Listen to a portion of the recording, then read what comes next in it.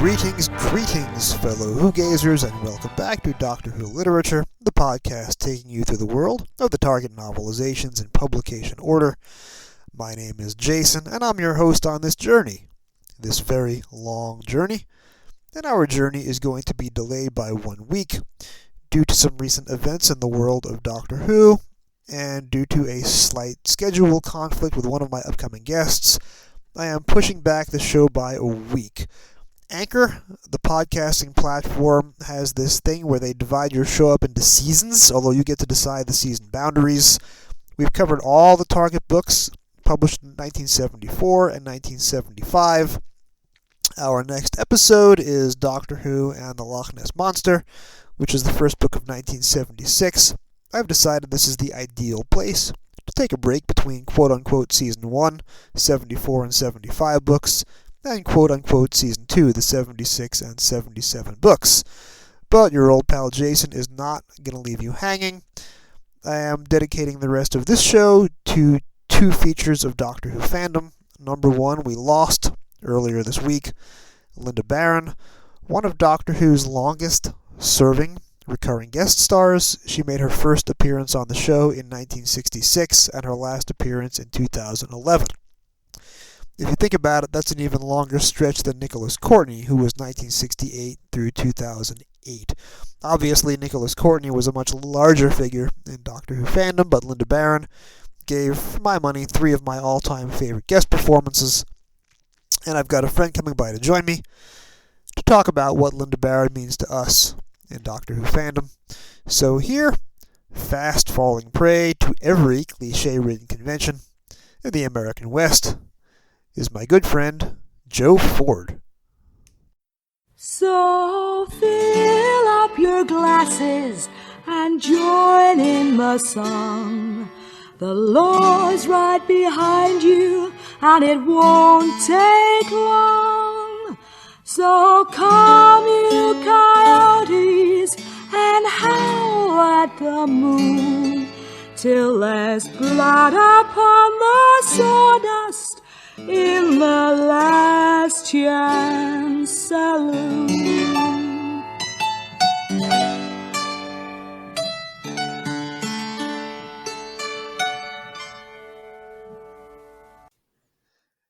And here we go. If you've been listening to this show for a while, and if you haven't, why haven't you? You've heard me mention often the Joe Ford Expanded Podcasting Universe. I have had many guests from the Joe Ford Expanded Podcasting Universe, but there's one whale that I have not landed yet, and that is Joe Ford himself. And I have finally landed him, and he is here on Doctor Who Literature, the Target Books podcast, to not talk about a Target book, because Joe's going to do what Joe's going to do. Joe, welcome finally to the program. Oh man, I love talking with you. You make me feel like I'm famous. Do you know what? It's like the absolute Z-list sort of celebrity famous, though. You know, like it's so basically infamous, really, isn't it? Everybody knows you. You are the universal connector, and I think of all my guests so far, probably 95% of them have come to me through one of your shows first. Well, do you know what I do? So I looked over my shoulder to start off with, Flight for Entirety, Trap 1, things like that. And I was like keeping an ear out for who was really, really good. I poached all of them. Then I brought in a load of newbies, and now they're poaching them off me. I was already on Trap 1 when you discovered me about a little over a year ago for Hamster with a Blunt Penknife, but I have freely been poaching your back catalog. And now we've got a famous, contentious relationship podcasting together. Warriors of the Deep has gone down in history. You see, this is the nice show. This is the friendly show. I know. I'm going to play nice, don't worry. There's passionate opinions expressed, but everybody loves the Target books. There's not a whole lot of fighting going on. Yeah, can I tell you something about the Target books? Uh-oh, here we go. I admitted this on Track 1, you know, when they did a Target book expose, you know, everyone gave their opinions. I had the entire collection of Target novels, right? And when I relocated from Crawley to Eastbourne, I had to, my other half at the time said, something's got to go. We can't take all of this Doctor Who stuff. Something's got to go. And I put the entire collection of Target novels in a bin bag and threw them in a skip. The whole lot. And to this day, I'm recollecting them to this day, and I haven't got them all yet. It breaks my heart to think about it now, but there we go. I've just given all of your listeners a conniption fit and palpitations. You had, let's just get this straight. You had in your possession 160 of the greatest books of All of all them. time, I had all of them. and you put them in a 30-gallon black trash bag and put them Yeah. on the curb, and that was the end of it. No, I actually put them in a skip. There was a skip round the back. Oh my goodness! So they're probably under some landfill somewhere, under the ground. As we call them here, dumpsters. Oh my goodness, that is. See, I've been literally carrying my Target books around the fruited plain of the United States going back to 1985. They have moved with me from house to house. They moved with me across country twice to California and then back to New York. So it's done a couple of 3,000-mile cross-country moves. This is my third apartment since I landed in Brooklyn in 2008, and it's been with me in every apartment. If I reach my arm across the table right now, I will have a Target book in my hand. This is the Loch Ness Monster, because next week's episode I have already recorded the interview for. What is that strange cover of that Loch Ness Monster book? You've never seen the Pinnacle books? No, Okay, I've got the fabulous one with Tom Baker and the Loch Ness Monster on it. The real one, the So get Scarasan. this. Starting in 1979, this New York-based publishing house called Pinnacle basically had a line in right-wing thriller fiction, and they were looking for cheap books that they could acquire from somebody else. So they have the license to the Knight Rider books, and if you look at the ad on the back page, there's David Hasselhoff's remarkable face.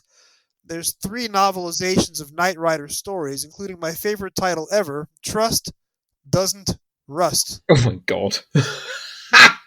So they made a deal with Target, and they got the license to publish 10 Target titles in chronological order, going from Day of the Daleks up through, I think, Talons of Wang Chiang was chronologically their last book.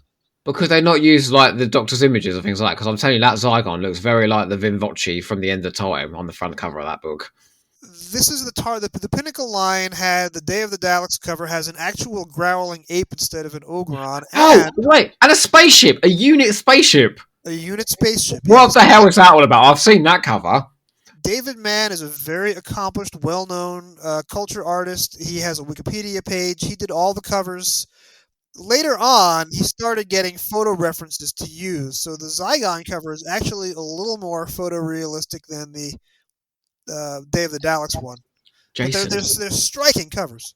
do you remember when we did that commentary of the Space Pirates episode 2 for April Fool's Day? And I said to you, what if the John Pertwee era had been inspired by the Space Pirates instead of the invasion? Yeah. Well, maybe he was tapping into that, and that's why there's that unit spaceship on the cover.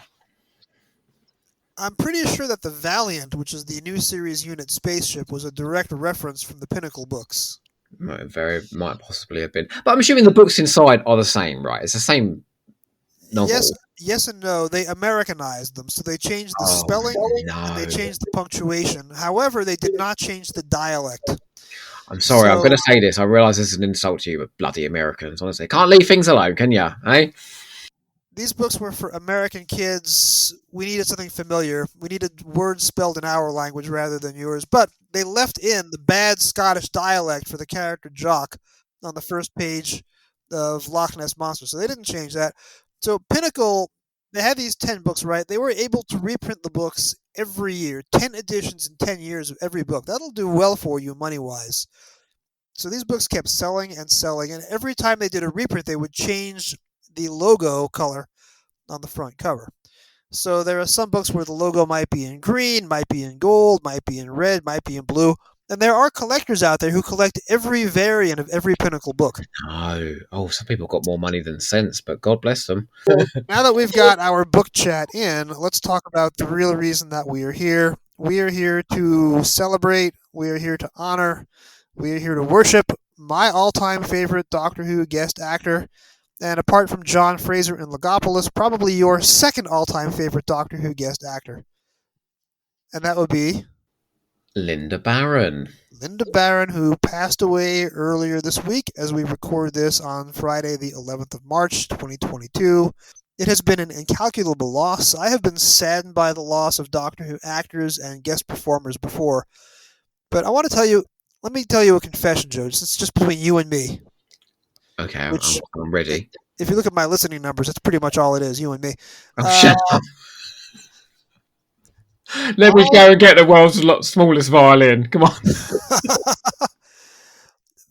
Since the first time that I watched Gunfighters, this would be late 1985, there Mm. has probably never been a day where I don't have the Ballad of the Last Chance Saloon in my head at some point. I mean, and that is the voice of Lynda Baron has been the one true constant in my head for years and years and decades now. Every time I saw an obituary on Twitter, um, I had so fill up your glasses and join in the fun. Oh, listen, it just started going straight, and I'm going to confess something to you now. Are you ready for this? Uh-oh. I had that song, right? Because a lot of people find it very irritating, don't they? I can't think why. I think it's a marvelous way of telling a narrative in a Western comedy. Um, I had it as my phone ringtune for nearly a year. And honest to God, if I was on a train or on a bus, it was hilarious seeing people's reactions. You know me, I don't care, But suddenly, on this silent train, there'd be Lynda Baron singing out. Uh, See, here's the thing about the song. Episode 1, Episode 2, these things are being written week by week. They have the same two verses over and over again. If you are watching this thing in movie format, which for a long time is the only way that it was available in the States, you would hear the same verse of the song over and over again. If you go on YouTube, there is an edit where they have every single verse from the ballad in one video. It's about 10.5 minutes long. The first 4 minutes are just all the same iterations of the same verse from episodes 1 and 2. However, Rex Tucker, the director, was a very smart man. And he said, I just can't have the same song in studio over and over again during the 4 weeks of recording. So I, Rex Tucker, am going to write new verses. And he wrote wild, crazy, insane comedic verses for episodes 3 and 4. So it starts off when the youngest Earp brother is conked on the head by one of the Clantons. And Lynda Baron comes back to the recording booth and she starts singing, so pick him up gentle and carry him low. He's gone kind of mental. And then the piano just goes crazy with the descending scales.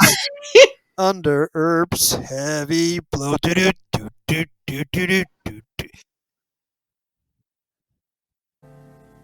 So pick him up gentle and carry him slow. He's gone kind of mental under Earp's heavy blow.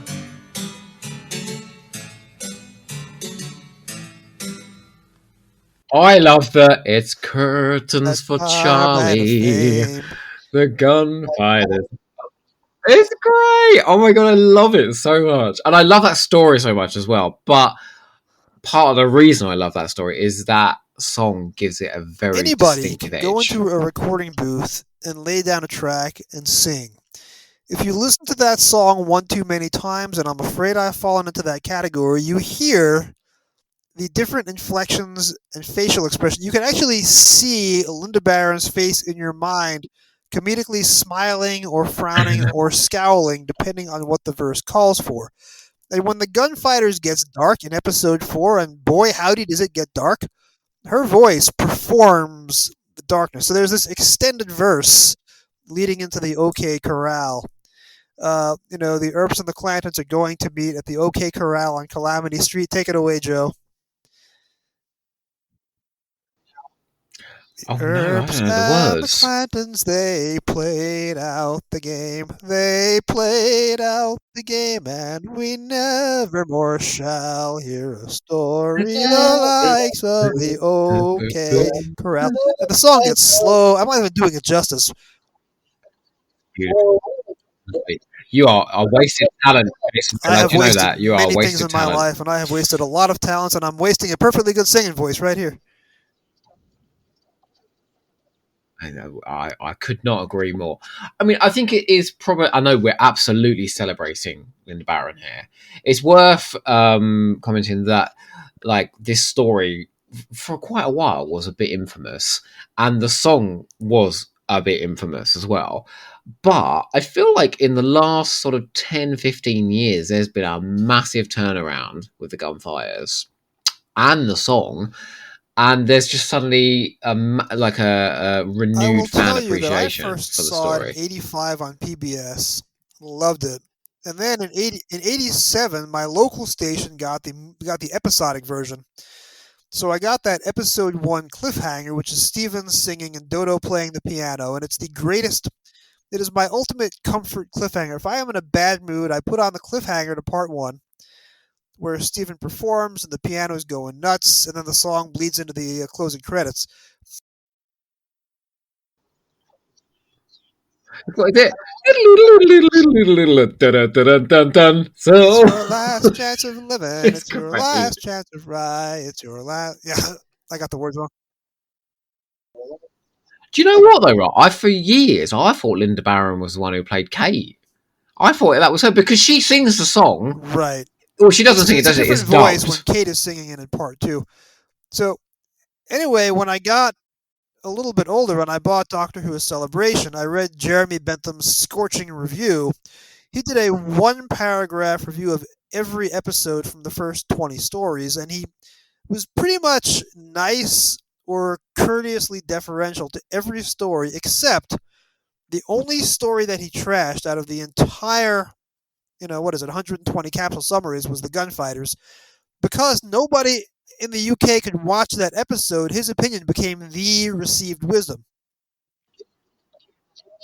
Yeah. Well, Hal Stammers and Walker had a few things to say as well in their handbooks, which didn't help. Is that Jeremy Bentham on the one where he was talking about the ratings? Like it was the lowest ratings ever. And it was such an He was erroneous right about the fact because it audience absolutely appreciation wasn't. figures. According to the DVD, they had to put a new chart on the wall to track the decreasing audience appreciation figures. The ratings were good. So I was just But you going to know, say the oh, Discontinuity sorry. Guide No, comes go out ahead. in '95. That was the first publication that loved the Gunfighters. And ever since then, the Gunfighters has been on the upswing. Peter Purvis used to hate it because he had bad memories of making it. Then he watched it at a convention. He changed his mind as well. He's changed his mind as well now. Yeah. He saw it and said, "Actually, do you know what? I was embarrassed making it, but it was made It's really just well one and of it has my a lot of favorite merit." stories, and it's not just because of Lynda Baron. I mean, the dialogue is hilarious. It takes a sudden dark turn and it grabs you in part four. Some of the American accents are off, yes, but so what? There have been worse American accents in Doctor Who, and there have been worse British accents in America. Hello, Kevin Costner. If you're listening, you were terrible in Robin Hood, Prince of Thieves. So you can't blame the Gunfighters just because some of the American accents don't sound very American. No. Um.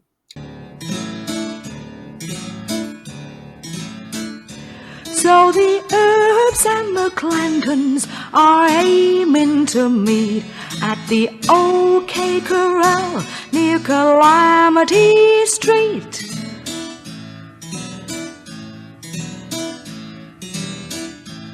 It's the OK Corral boys of gunfighting fame, where the Earps and the Clantons, they played out the game.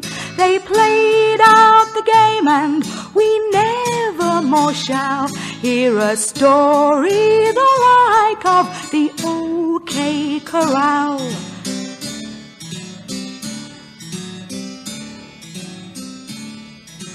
Do you know though? Right, gunfighters aside, and I know we're going to skip into her next Doctor Who appearance, which is probably her most famous, and it's just fabulous on a level I can't even explain.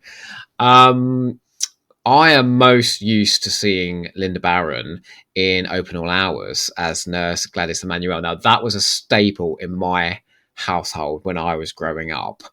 And have you ever watched it? I have never seen it. I don't think it ever made its way to PBS in the States. We showed a lot of British series on PBS under the Masterpiece Theatre banner, but I don't believe that was ever a Masterpiece Theatre selection. So it's Ronnie Barker, who is possibly the strongest comedian actor Britain has ever produced, and David Jason, who's probably second, and Lynda Baron is she plays this kind of like frumpy, well, no, frumpy, no, she was beautiful nurse who's always rebutting this store owner's advances all the time, and but being a bit flirtatious with it as well, and always giving him, like a bit of hope that he's going to see some leg in the way that only 70s sitcoms can. And she was marvelous in it, and just beautiful as well. He was always going up ladders trying to get in her bedroom and all sorts. It was the 70s; it was a different time. But yeah, no, I think it's worth noting her performance in that, because that's the thing I think most Brits would recognise her from. When you were sitting there on the train and Lynda Baron starts singing because you're getting a phone call, did anybody recognize her voice and say, "That's Lynda Baron, that is"? Surprisingly, no. I'm just going to say, again, she doesn't appear on screen in The Gunfighters, but her vocals are so good and the lyrics are so good, especially at the end when Rex Tucker starts writing them.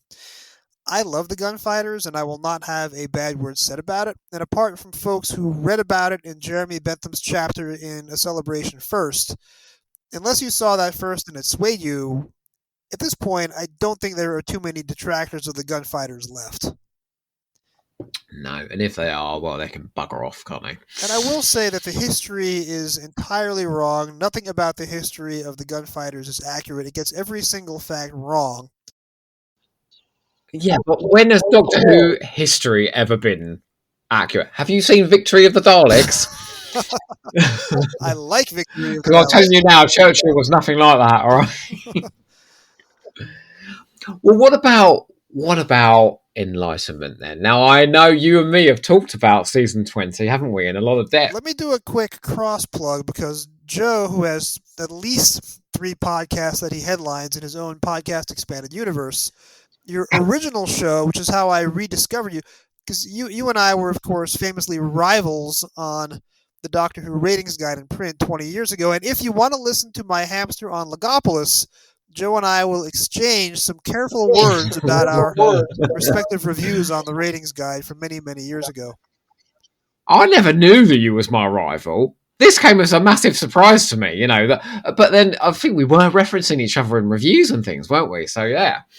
It was more you were the review directly under mine, and you were obliquely trashing my review without saying that it was mine. So I've got to say, can I just say something very quickly, right? And it is about target novels as well, is that your target novel reviews on the Doctor Who ratings guide are marvellous. And I don't think there are other reviews like that go into that kind of depth. Like, you quote the prose, you talk about the structure, the characterization, the differences in. And I remember I spent an entire day, trawling through the Doctor Who ratings guide, finding every target review that you read. Literally, I've probably spent about 12 hours reading your reviews. And anybody who hasn't read them, go and find them. They are the best that's out there. The creme de la creme of target book reviews. I will point out that I've done 18 episodes, 17 have been released, and those are all based on my blog. However, I did not blog every book. I do have a lot of episodes coming up where all I have is my ratings guide review. So you will be hearing the spoken word version of many of those reviews coming up in the following months. I also have several more that Stacy hasn't released. Stacy is like, I have sent Stacy so much during the pandemic that she is now on a 2-year backlog of Jason reviews. So let me see, what was the last review of mine that Stacy posted? That means there's more to The come. last review of mine that Stacy posted was my review of Earthshock, and I wrote that before the pandemic. So there is a lot. There is a lot coming. Are there a lot of Target ones coming? Because I love those so much. There's a lot of Target ones coming. Because for a while I was watching the story on TV, then reading the book, and then reviewing both the episode and the book for the ratings guide. That's a grueling pace, and I couldn't keep it up. You illicitly and secretly sent me a couple of those reviews that haven't been posted yet via email. Do you remember? I did. I sent it to you because I felt very, very naughty reading those, before they were posted, but I enjoyed it very much. And you have not shared them, which is to your credit, means that I can trust you. If you're a good little boy, maybe I will send you some more. Okay, hang on. We totally got off track there, didn't we? Totally off track. I was talking about your original and my sentimental favorite of your three podcasts, the Naimon Be Praised. So you finally invited me out to season 3 of the Naimon Be Praised, and we discussed season 20 story by story.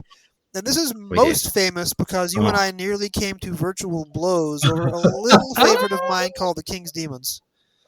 Oh God! That was the best 5 minutes of podcasting I've ever done in my life. Jack had to play referee and separate us out and start yelling at us, saying, "Rules, you first, you second." Oh my God! It was such a cracking episode. Like, I wouldn't normally endorse my own stuff, but go listen to that episode because Jason and I literally the claws are out. But the story before King's Demons is Enlightenment, and when it comes to Enlightenment, you and I are of the same religion. Enlightenment is probably the greatest Peter Davison story, and the biggest crime that Enlightenment commits is that Lynda Baron is only in parts 3 and 4, and there's just not enough of her. However, you have to figure that a woman in her mid-40s, which is what Lynda Baron was when she did Enlightenment, was not getting that kind of role on television at that time, where she was bawdy, she was lusty, the script doesn't punish her for it, she's showing off her physique, she is performing theatrically for the camera, and she has incredible chemistry with Mark Strickson like you've never seen. I think she's got a credible chemistry with Lee John as well, actually. I credit Lee John for giving a good performance. I know people think that he's ridiculous. I know he was not an actor at that point. He is matching her beat for beat, intensity for intensity. That is the only way you can play it. They're gaining on us. Joe, you can't see it, but Joe is currently Lee Johning in front of the camera, swaying back and forth hypnotically like Lee John in his music videos, steering the Buccaneer. Let me tell you something, right? The role of female villainess in Doctor Who, that is a hotly contested position, yeah? And Lynda Baron's Rack is in my top 3. Now, there's some fabulous ones out there. Cesare of Diplos, the Rani, Lady Adastra. There's some marvellous, marvellous female villains. But there's just something really sexy about Captain Rack, I think. She sizzles. You rattled off a list of the great Graham Williams era female villains, but you didn't go far back enough in time, and you're forgetting the great granddaddy of them all.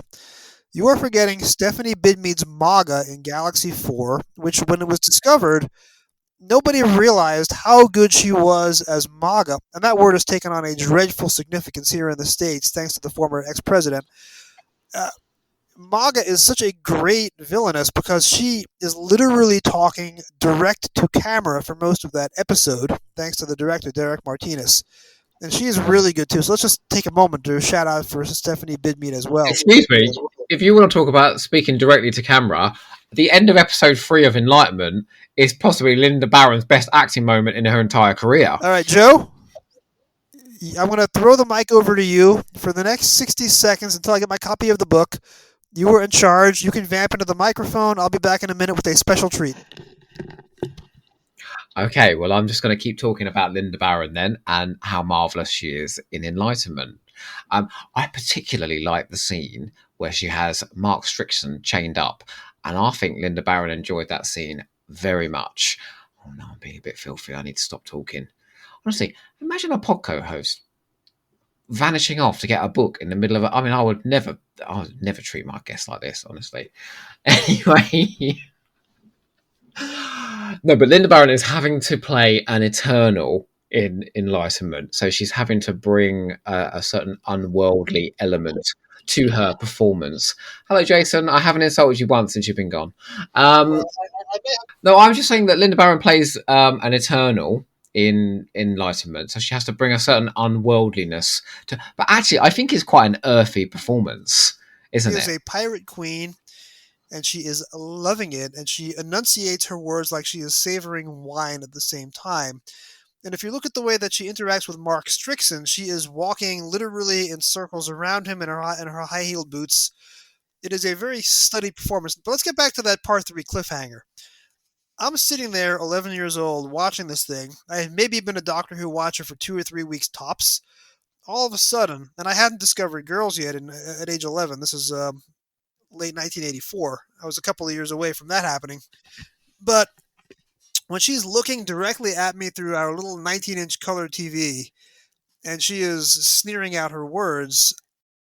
Not sure. Well, I don't know about Peter Davison sticking his head out of the logo. What's that all about? Yeah, but look, he's taken out the C and the T. It says Door Who. You've never seen this before? There's a whole run of Davison Target books where it's a photographic cutout. Well, I'm sorry, but then you've got a whole run of Door Who books. It's beautiful. No, it's a beautiful cover.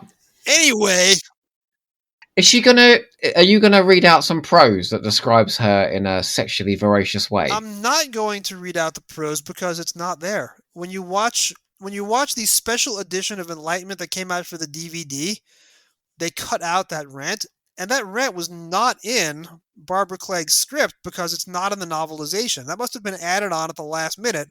I'd love to think that Lynda Baron wrote it herself. But look, imagine. No, wait. When I'm reading the book as a kid, I get to the part 3 cliffhanger, and it ain't there. You said it yourself. So you know what I did? Oh my god, I love you. If you can read that out. Oh, sorry, I can't read your handwriting. It's appalling. I can't read that. Hang on. Well, no, do you know what? Actually, I've got to be honest with you, Jason. My handwriting is terrible as well. My teacher said it looked like someone.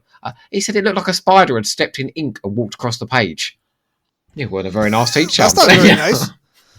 Hang on. So you're telling me in the special edition version of Enlightenment, they took out Lynda Baron talking directly to the audience? They were cutting the stories down to make them an hour long in the special edition, and they were adding slightly less dated visual effects. She ain't in it enough as it is. You can't take out what little of her there is there. I think we need to take the word special out of that special edition. So anyway, here I am on Long Island in 1985 with the book, and the cliffhanger's not there, so I wrote it in pencil.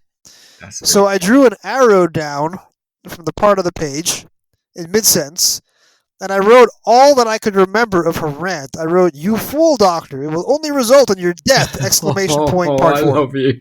That's so cute. That is so cute. That could have come from the mouth of Simon Hart, you know. I was Lynda Baroning my novelizations. Resist any further, Doctor, and you will regret it.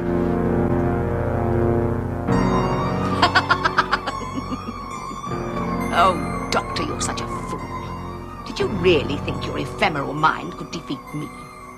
Lost. All that awaits is your ultimate destruction.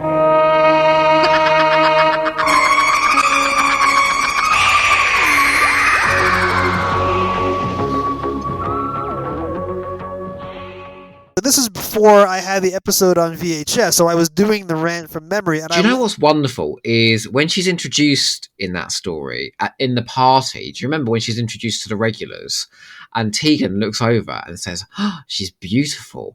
Now, don't get me wrong, Lynda Baron was a very beautiful woman, and she's certainly accentuating her assets in that costume, if you know what I mean, and living it up.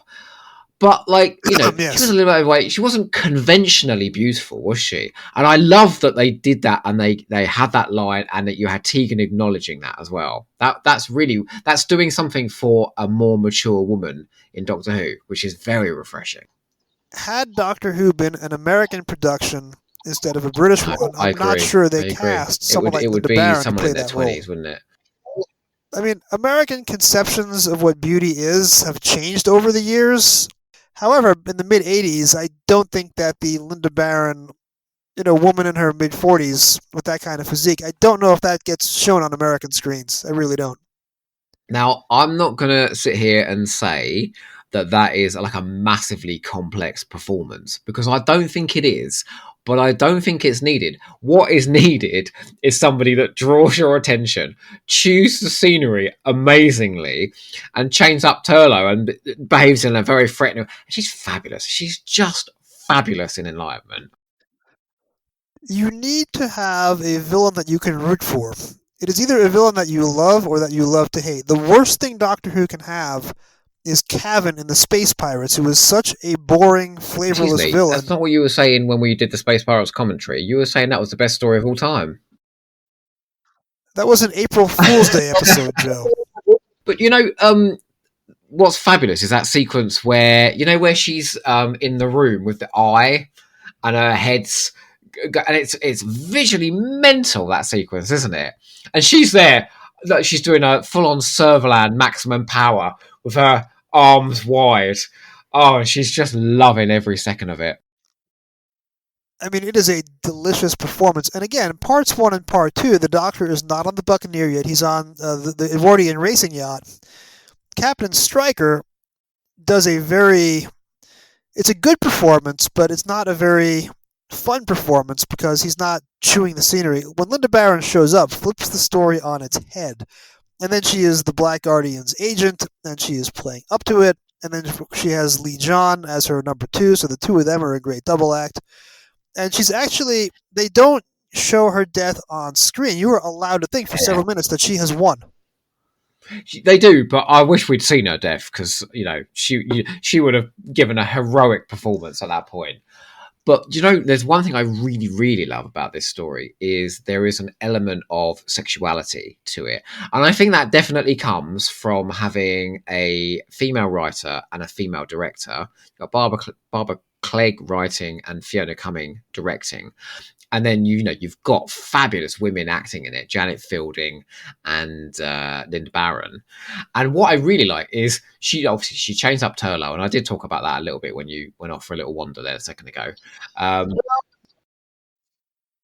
Joe, I give you the keys to my podcast, and what do you talk about? BDSM. And but she's clearly like flirting like mad with Mark Strickland whilst threatening him.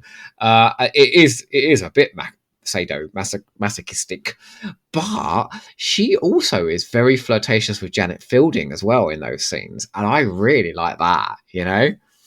This is like the parting of the ways 30 years earlier. That is exactly true.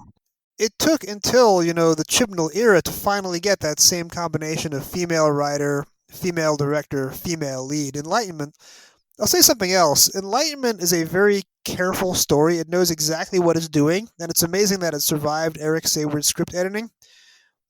In part 1, you're on a 19th century Edwardian racing yacht.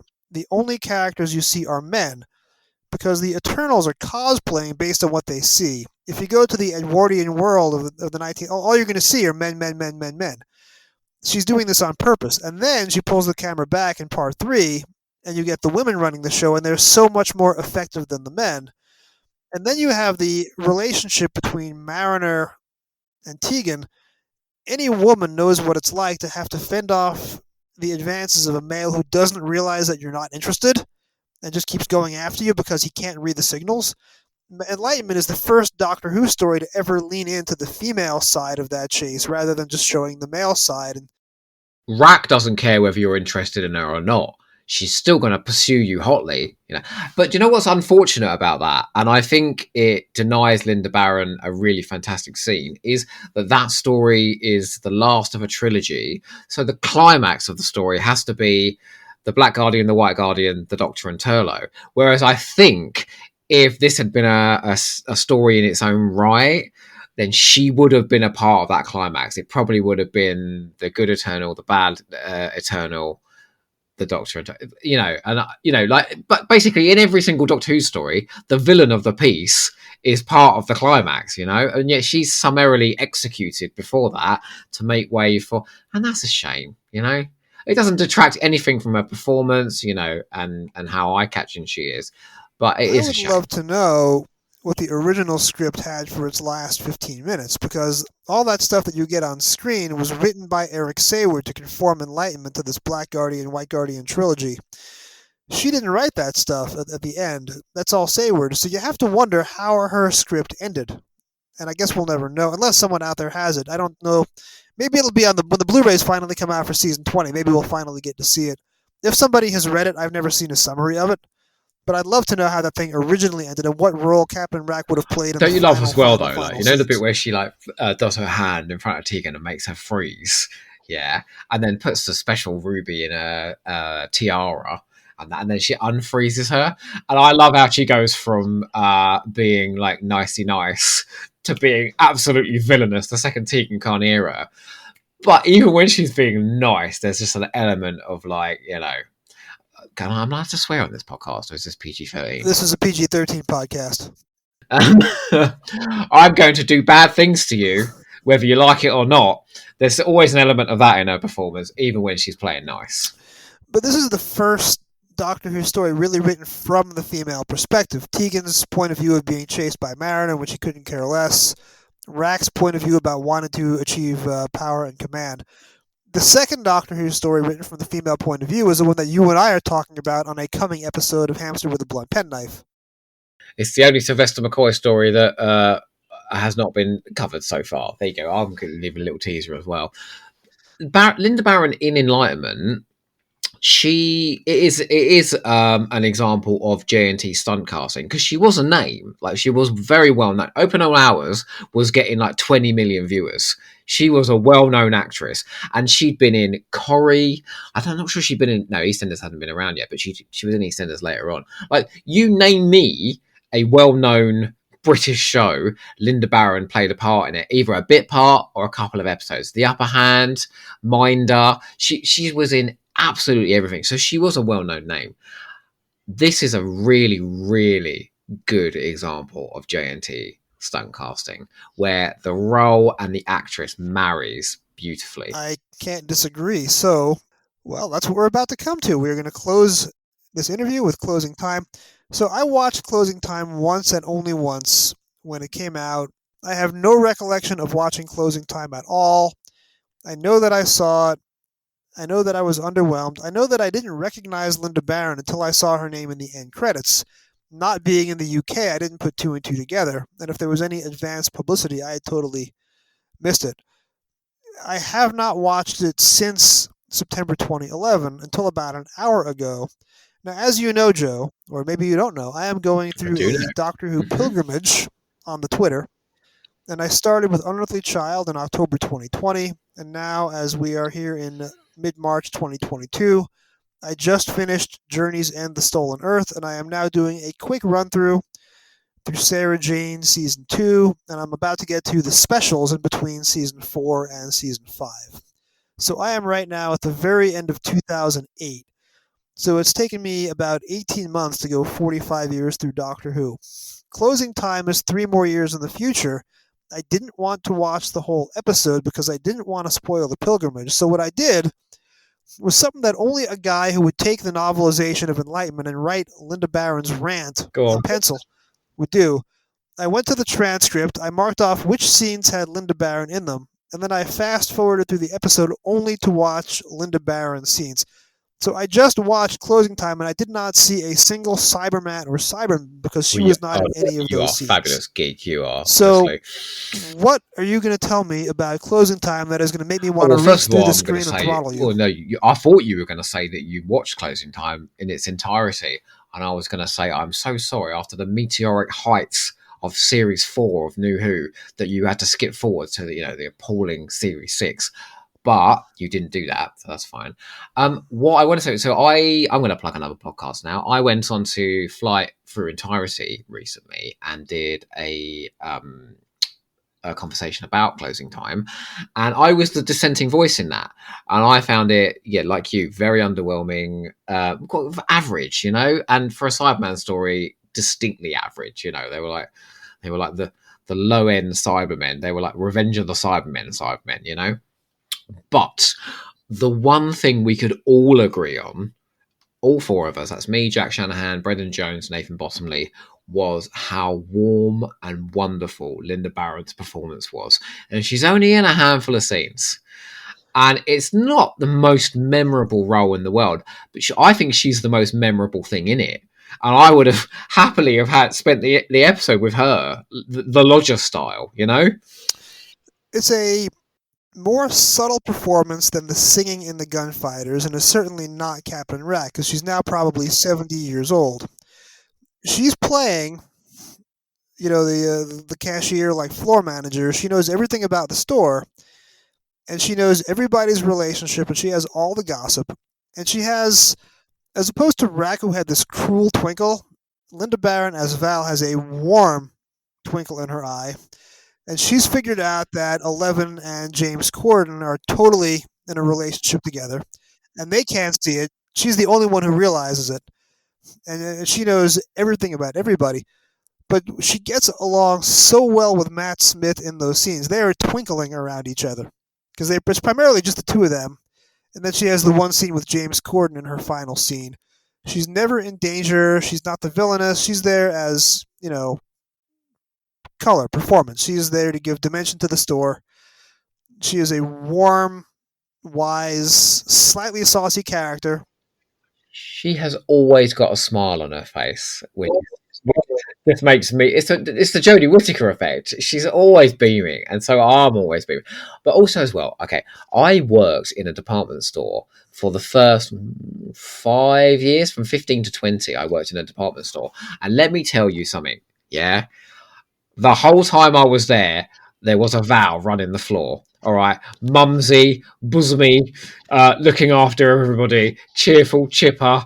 I don't know. It's almost like it's a little peek into my childhood, that role, because I'm just like, yeah, I remember being in a department store. I remember that sort of character.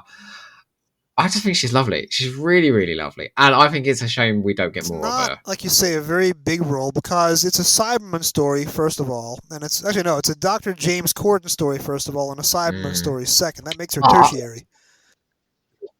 In the climax of this story, I'm sorry, I'm going to do a little spoiler now, even though you haven't seen it for a while. It appears that James Corden might be turning into a Cyberman, right? Yeah. Now, that is not a consequence that I particularly care about. If that occurs, then it just means we won't have to watch that bloody awful show that he does over in America anymore. What's it called? The James Corden Show. I have not watched late night television in so long. A lot of his stuff goes viral when he's doing the carpool karaoke, but I've never actually watched the show. I'm not invested. However, if they'd have put Val in that position, I would have been in a cold sweat on the edge of my seat. But it's because Lynda Baron. That's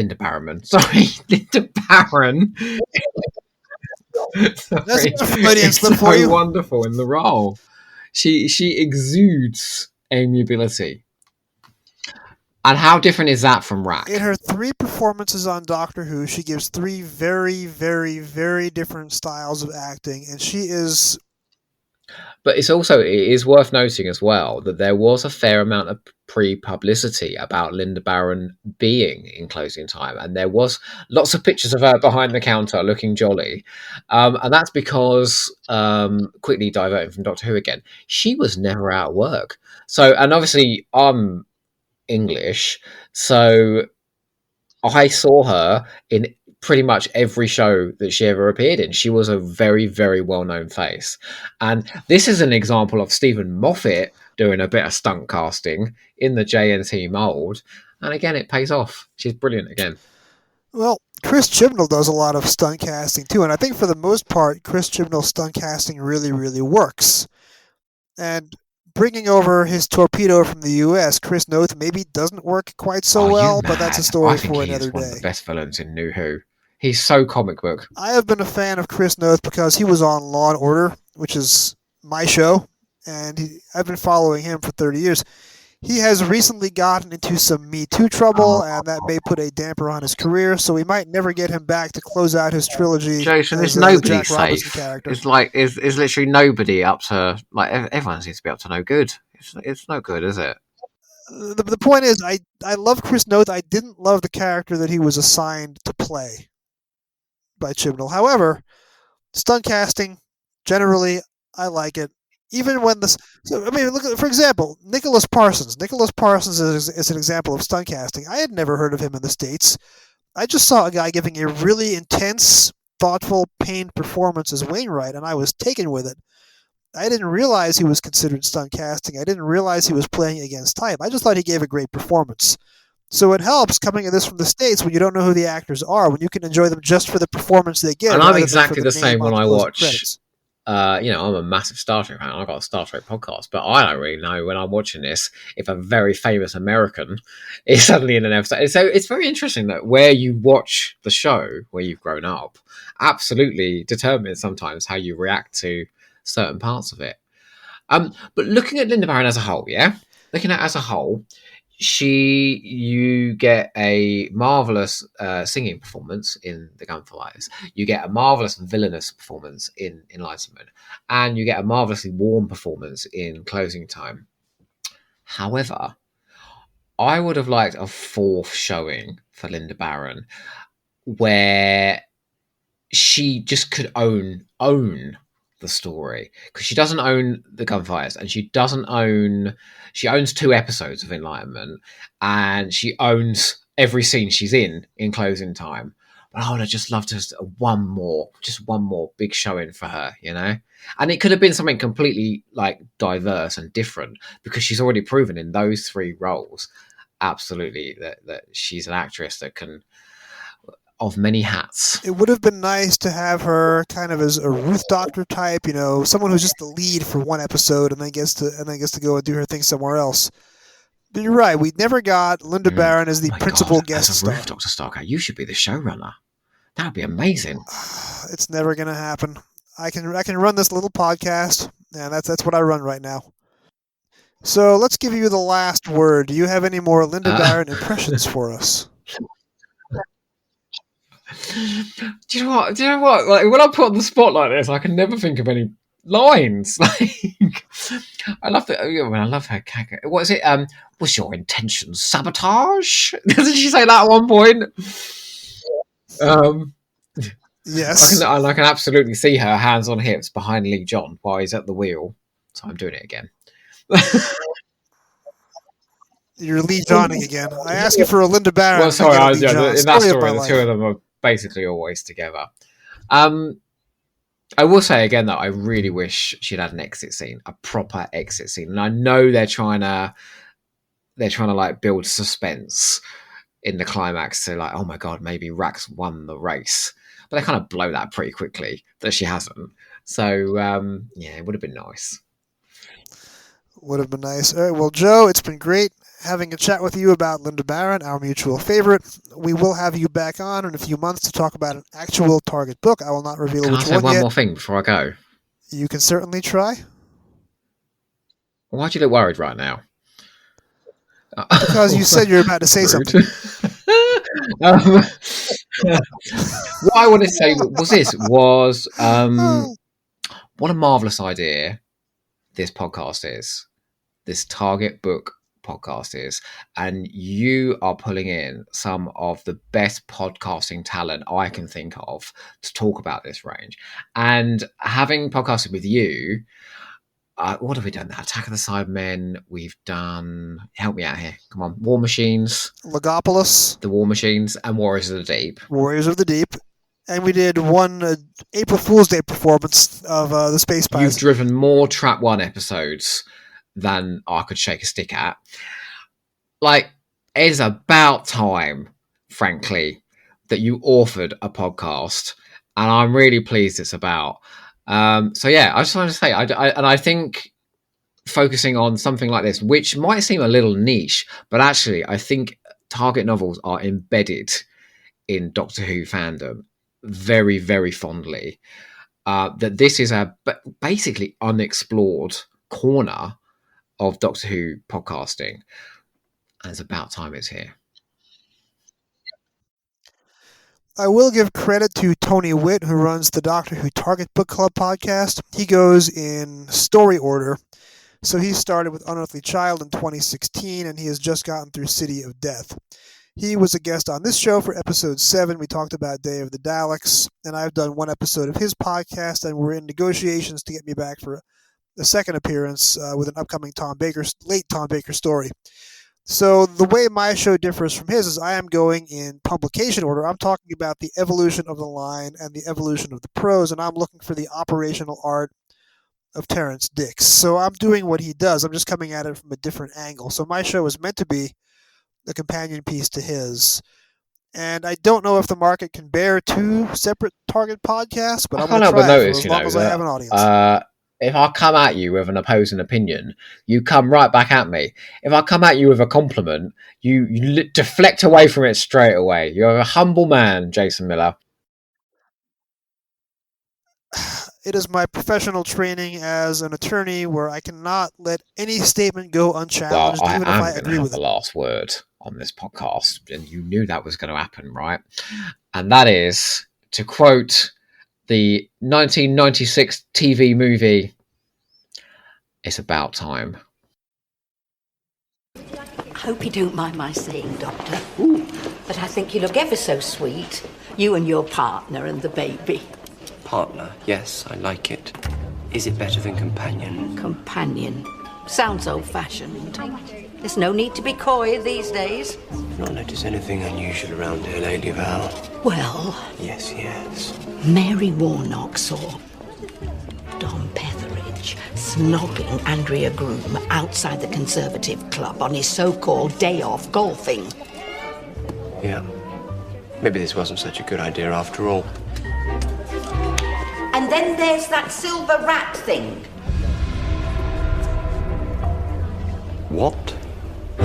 And that was the one, the only, the incomparable Joe Ford, who you know from podcasts such as Hamster with a Blunt Penknife, and then I'm on Be Praised, among many, many, many others, joining us to talk about Lynda Baron. Coming up next is an interview with a good friend of mine who is one of the foremost collectors of the Doctor Who novelizations. Let's take a listen to a chat I had earlier with Dale Santos.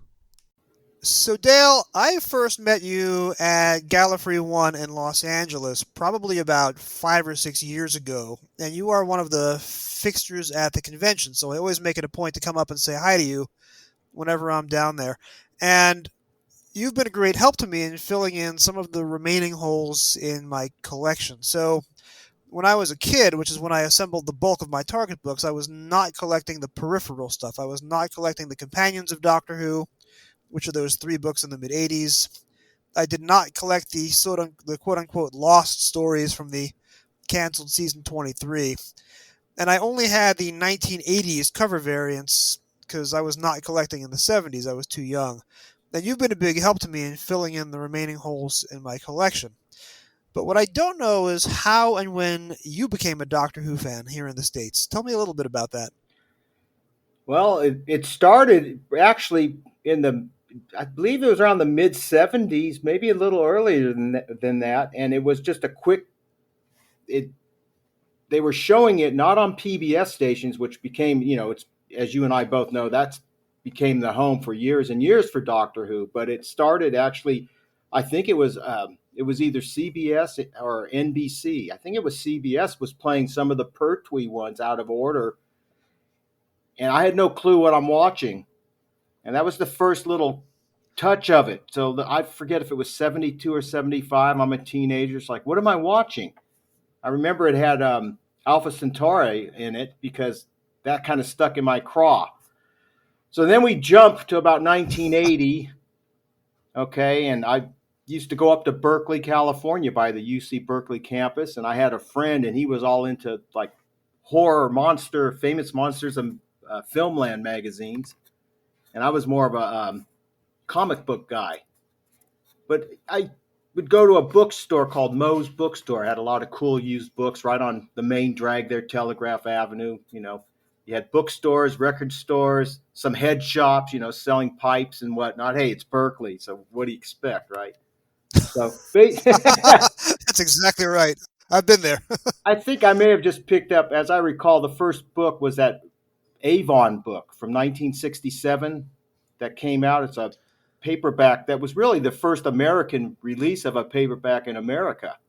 That's probably I was just dabbling because I kind of remembered, that wasn't that program, but I wasn't sure about anything.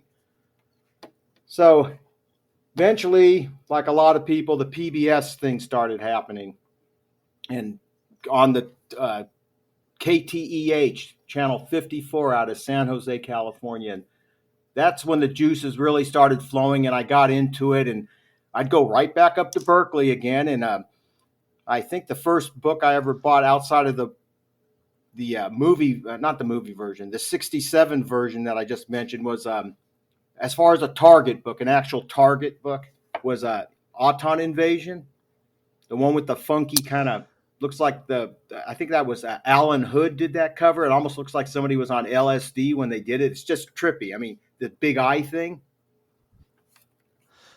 See, the Auton Invasion that I have is the 80s release, so it's got the blue spine, and it has an enormous octopus dangling in space, I stand wrapping corrected. its tentacles around the planet Earth. I'm talking about Terror of the Autons. I stand corrected. Oh, got it, yes. So I covered Terror of the Autons about a month ago on this program, and it's a little more realistic than the one that we got on television. It's an actual octopus/squid hybrid with, like you say, the huge glowing eye looking out at the camera.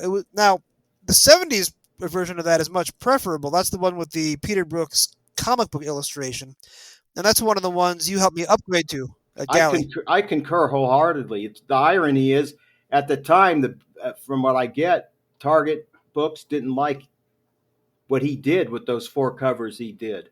The giant robot, the Autons, the Planet of the Spiders, and and the Green Death. I personally really dig them. They have that kind of comic book vibe to them, but that's why they brought Achilleos back right after that, because they didn't really enjoy them. They didn't get it. I get it, you get it, but they didn't get it, that they're pretty cool looking. They were not listening to the collectors. Yeah, thank you. But that kind of started the juices flowing, and that's where that was kind of where, bearing in mind, this is in the 80s where there was no internet. I would buy things from the United Kingdom, and it was either a brutal phone call that cost you an arm and a leg, or you sent a letter, and people over there would send you back photos or whatever. It was really, I mean, we haven't made so much nowadays in that sense. God, I mean, it's great. The world's shrunk. You can just use eBay or whatever, Facebook, on and on. But that kind of started the juices flowing with the collecting.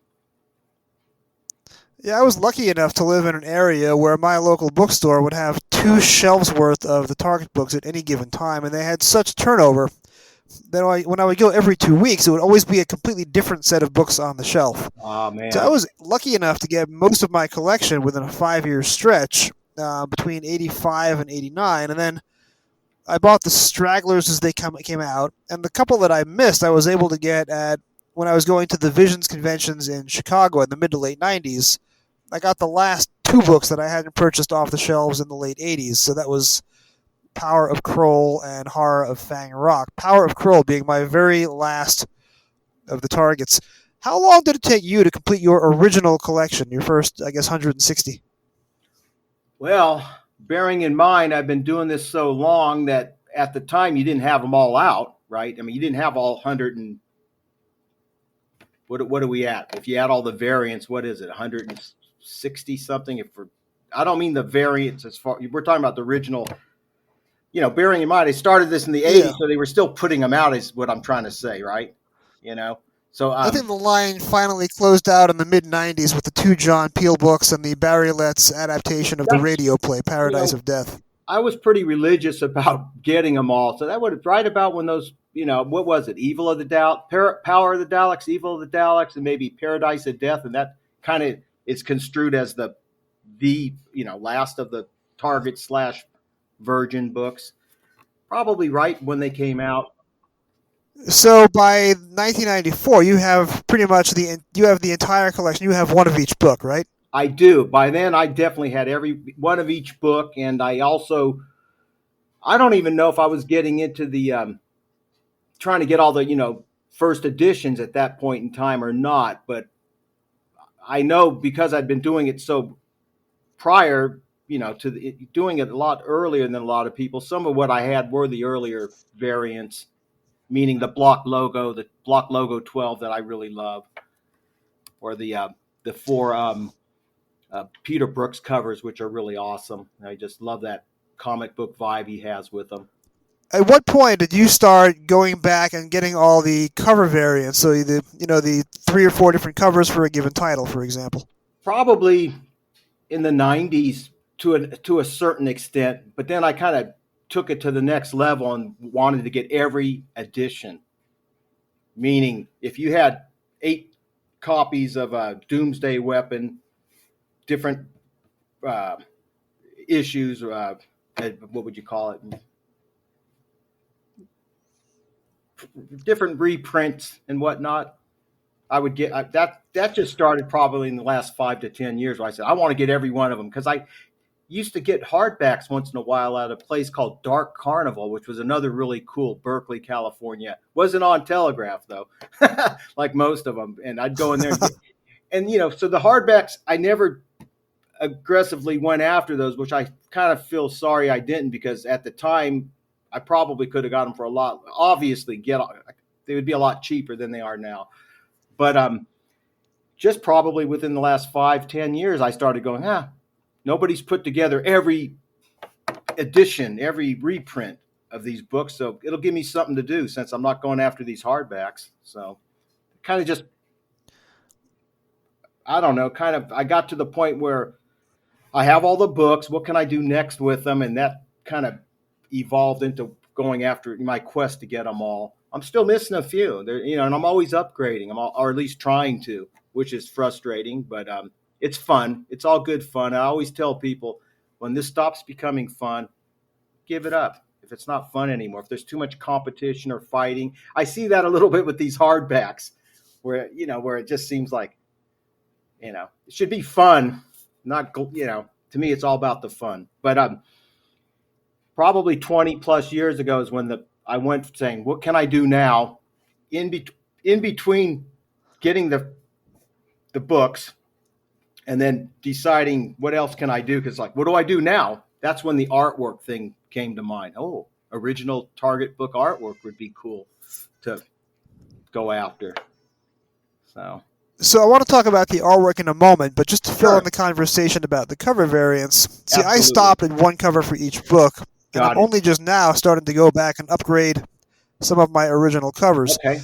Let's take a book like Doomsday Weapon, like you mentioned. Doomsday Weapon would have the original block cover variant. Then it would have a couple of different reprints with different covers and different logos. And I think the last Target Doomsday Weapon probably has one of those neon tube early 80s logos. And then you have Pinnacle here in the U.S., where they released 9 or 10 different editions of Doomsday Weapon. There was 10. And the Pinnacle logo, every time they release an edition, they would change the color of the logo from gold to green to red to blue, for example. So, at a conservative estimate, how many copies of Doomsday Weapon do you have? Wow. Probably about somewhere between 7 and 10 easily. Easily. Wow. And here's the funny thing. You mentioned Pinnacle. They're like, that opens up a whole new can of worms, because whereas with a Target book, you can look in it and go, okay, this is a second edition. It says as much. Lots of times those don't really tell you correctly what edition it is. You'll open it up and say, well, wait a minute, this can't be a second, because I have a second over here and this one was price pointed differently than this one. So they can't both be seconds. It's frustrating and odd how they were printed, the Pinnacles. And as you mentioned, when they would re-release the Pinnacles, they would change the color a little bit on the logos. Like I have right here, I have Loch Ness Monster right here. There we go. And this is the gold logo. So looking at the copyright page, I'm pretty sure that it's the 6th edition because of the string of numbers at the bottom under the Pinnacle address. Okay. There's the 9876. To my mind, that's the 6th printing. Got it. And this was the 1979 release. So this probably came out in 84 or 85 if they were doing one printing a year. Okay. So I'm going to stop at this 6th printing, and I'm going to stop at the gold Got I'm it. not going to go back and collect every different pinnacle, which has all the different color variants. But do you have multiple copies of Loch Ness Monster? I do indeed. I have multiple copies of all the pinnacles. It's another one of my little quests that kind of fits in with trying to get all the editions of the Target books themselves. Which is what's a blessing is you get to a point with those Target books they didn't re-release. Like a lot of the Davidson and up to the McCoys. There's no more. There's just so many, and you get one and done. if we're not including the Blue Spines, which opens up the next kettle of fish. I am deliberately excluding the blue spines from this conversation because I don't have any blue spines. If I were to go down that road, it would be a very bad place for my bank account. No, I hear you, man. The majority of those aren't too horrible, the price point wise, but there's a few of those that they're really difficult to find, especially in decent shape. Granted, 1992, God, they're 40 years old, aren't they? Or is that 30 years old? Oh. So.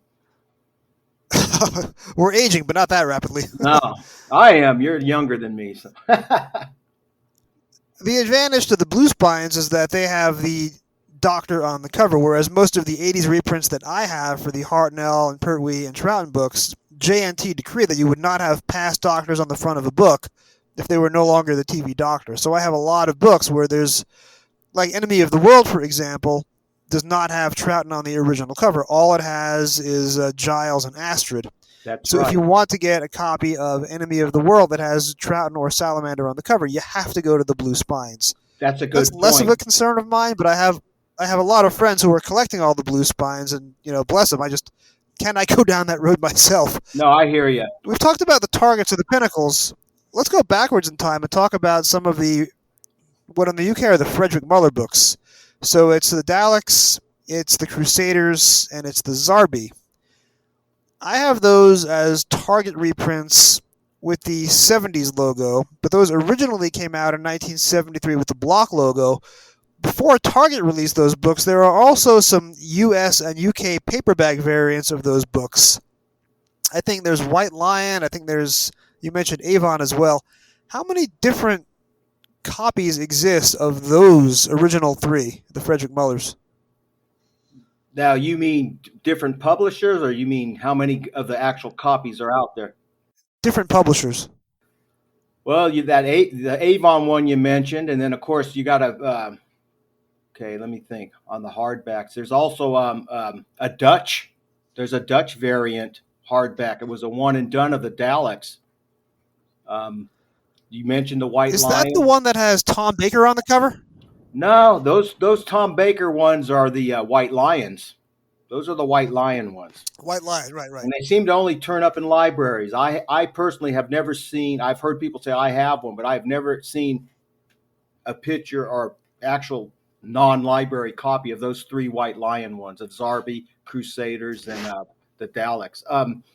There's also throwing into the mix all the foreign books. A lot of those, not going back to the beginning, the Mueller ones. Those were the first three. And then they had the paperbacks also. I think Green Dragon did Crusaders.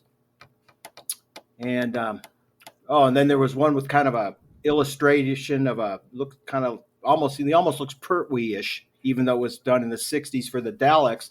I don't think there was a paperback of the Zarbi in the 60s. Not hardback now, but a paperback. There's a Green Dragon, and I think Armada maybe was the name of they're the ones who did the Daleks, and they did the Crusaders. Yeah, those two. But I don't think anybody did a paperback variant in the 60s for the Zarbi. You had the hardback that, like you mentioned, you had the re-releases of those three.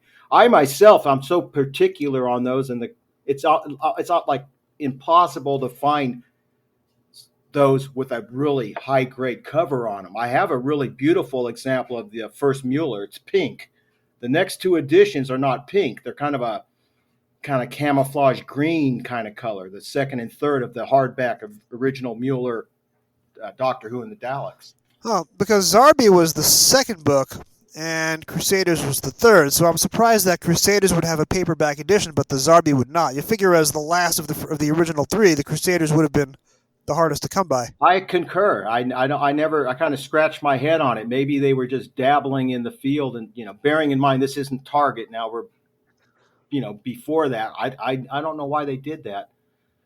The funny thing about the Avon variant, which has kind of a funky looking toy, Dalek toy on it, that's the one that they put out here in America in '67, I believe. I think that was Avon Books. The funny thing about that is it's the toy on it is a Hertz Plastic Molders Dalek, which was Wow. it's an actual toy that you could have bought. They came in a plastic bag with a header card. They actually had a mechanoid also. So I mean, most people, and then they use like sparklers on the cover. It literally looks like sparklers behind a toy. It makes me laugh because obviously they didn't have any reference material. They just, we'll put this toy up here and we'll put some sparklers and boom, nobody will care. But yeah, that's the first three, and I'm still pursuing those. I still pursue those. Those are three, Jason, that are, because I'm so, I've could have gotten copies over the years of the original Crusaders and the original Zarbi, but those two in a really high grade condition, if they've eluded me, I've always passed them. It's just not what I want. But the second and third editions of the pink covered Mueller for Doctor Who and the Daleks, that's a tough one. Those two I can't. I've seen them, but they're usually pretty battered up. So, but it's fun. It's part of the quest. The quest is the quest, as somebody once said. That's right, as as Underworld, right? As Trog Harris. So I'm cheating a little bit now. Yeah. Herrick. I'm cheating a little bit and looking at the Wikipedia. So you're right. There was never a paperback release of the Zarbi. So Armada did a paperback of Daleks, and Green Dragon did a paperback of Crusaders. There you go. With their own internal illustrations. And then White Lion did the Tom Baker hardcovers in the mid-'70s of all three of them. But at that point, the Target hard paperbacks were already out. That's right. Interesting. That's right. So let's talk about the cover art then. When did you start collecting the original cover paintings? Probably over 20 years ago now. It just seemed kind of an, bearing in mind, I don't know if I ever told you this, but I had one of the largest collections of 1970s and 60s toys in the world. I bought them from a lot of the Brits over the years, and that was my thing more than the books.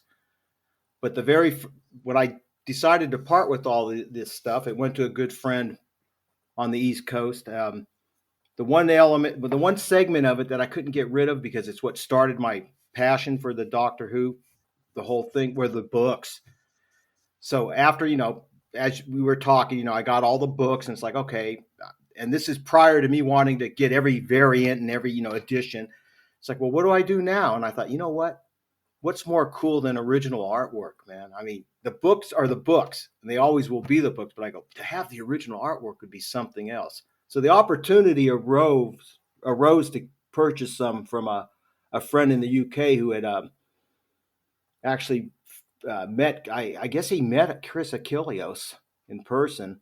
I know David J. Howe was able to get some of the original pieces. This unfortunately was at a time when nobody wanted them, so I guess Chris needed to move them along to get some finances going. So they kind of came through my friend named Mick Hall, who I've known for God.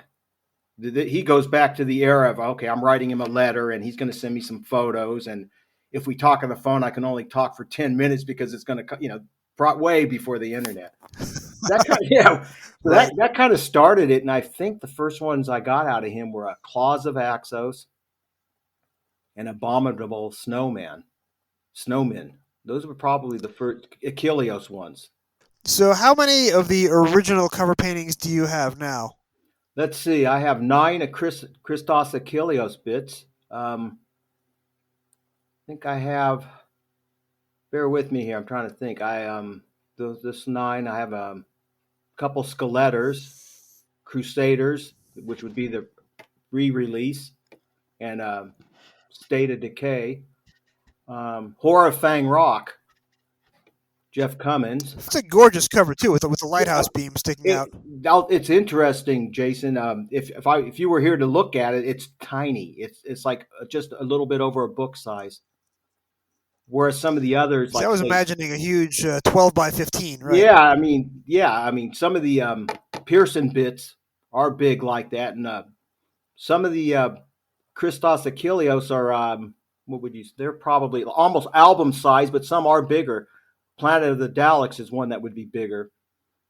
So in if if we're including some of the later ones that I picked up from Christos, like Vengeance on Veros.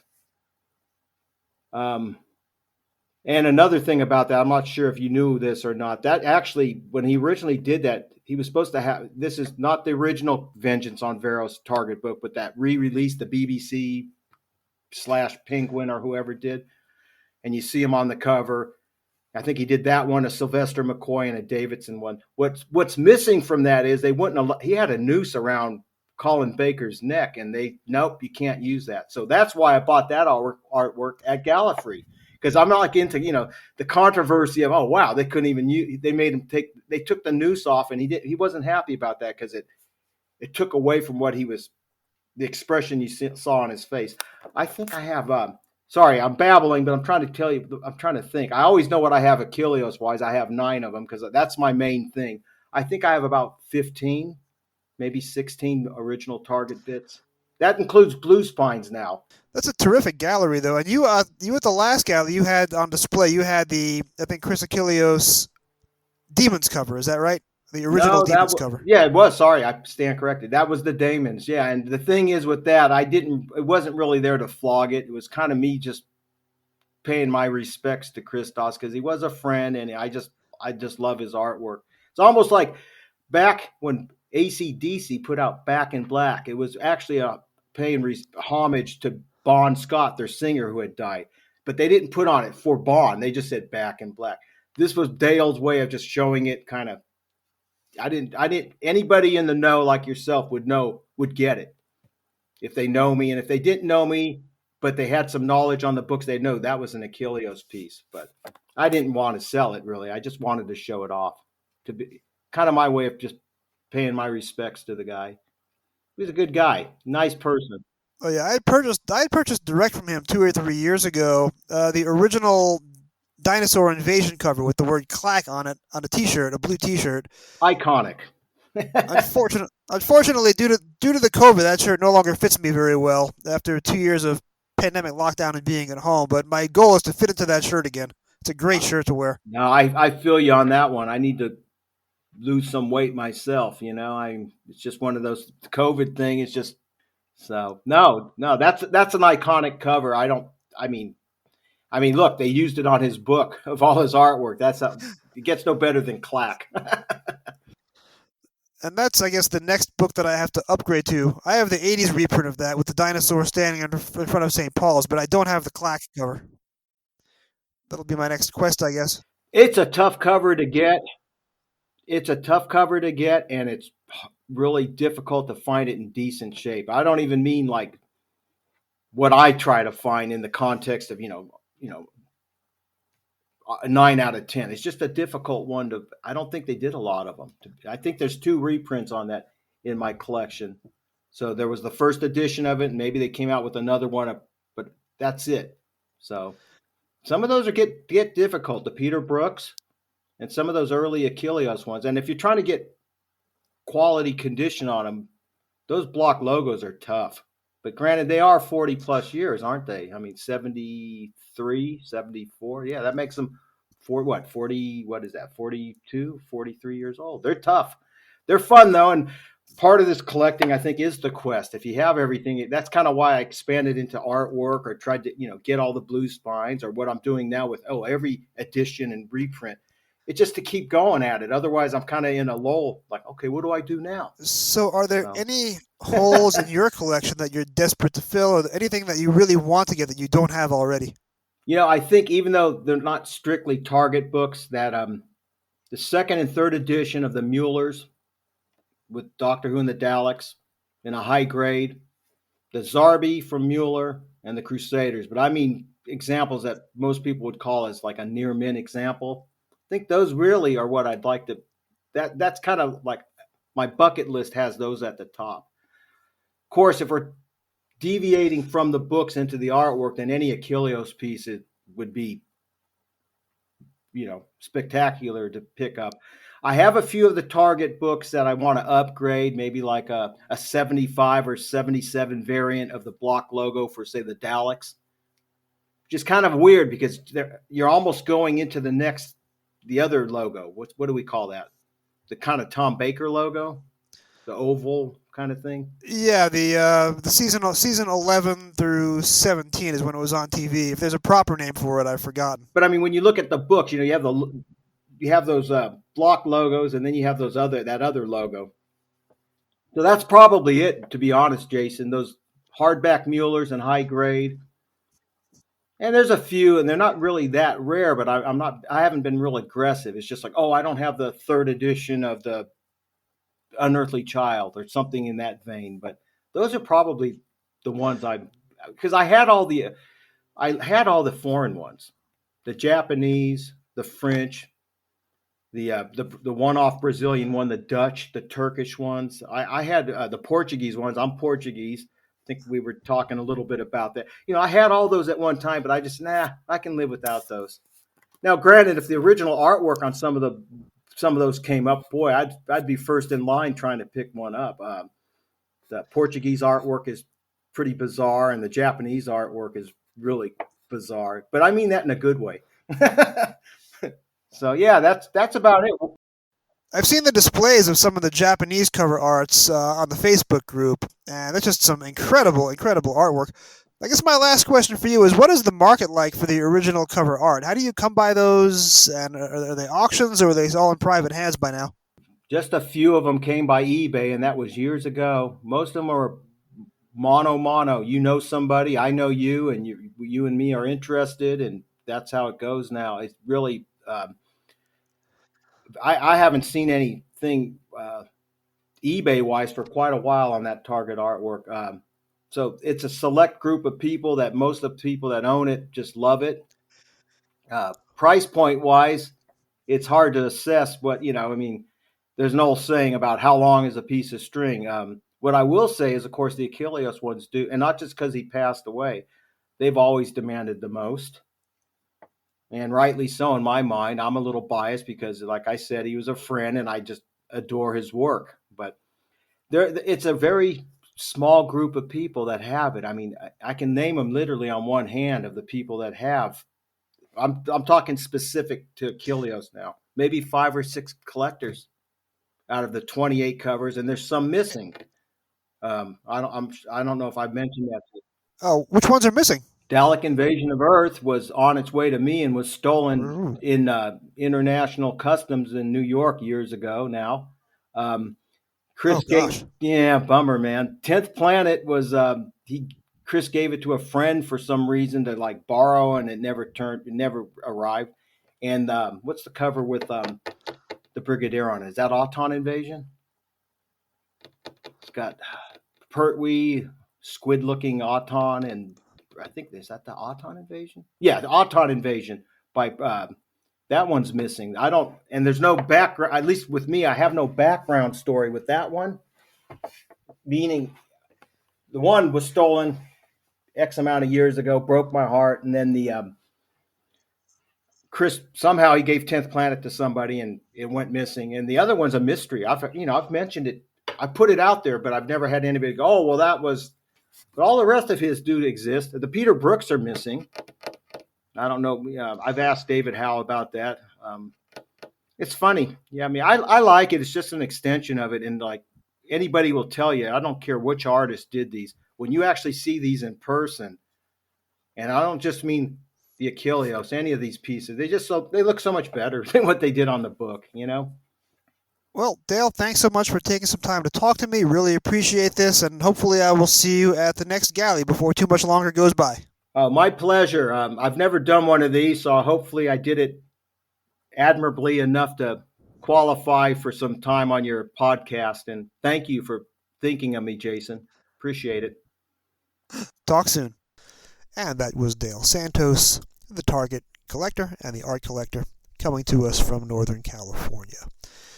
That'll do it for this episode of Doctor Who Literature.